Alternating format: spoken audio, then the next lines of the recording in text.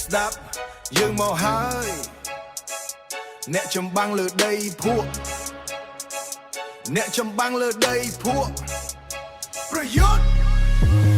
ញើហូរជោគដីឈាមស្រក់លើស្រូវលើស្រូវនៅអោមើលងាយអ្នកស្រែឯងស៊ីអីទៅក្រោមមេឃក្តៅឯងយើងមិនដែលរៀ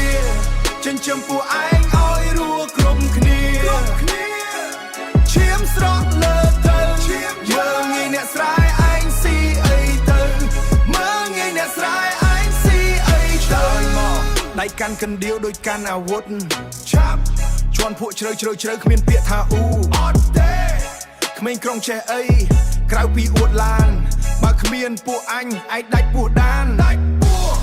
ស្បែកខ្មៅស្រអាប់ព្រោះក៏ម្ដៅថ្ងៃនេះគឺជាក្រោះការពារតម្លៃដីស្រែសមរភូមិប្រយុទ្ធរាល់ថ្ងៃដើម្បីបាយមួយចានដែលឯងចាក់ចោល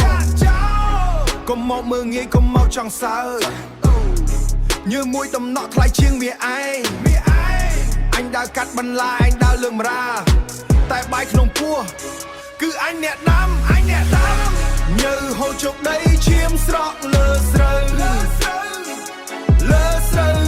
អោមើលងាយអ្នកស្រែឯងស៊ីអីទៅក្រោមមេឃក្តៅឯង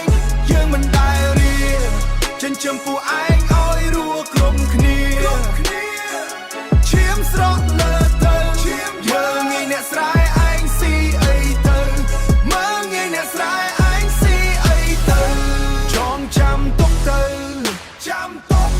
បាយក្នុងចានឯងគឺជីវិតយើងកុំមើលងាយដីអ្នកមានគុណ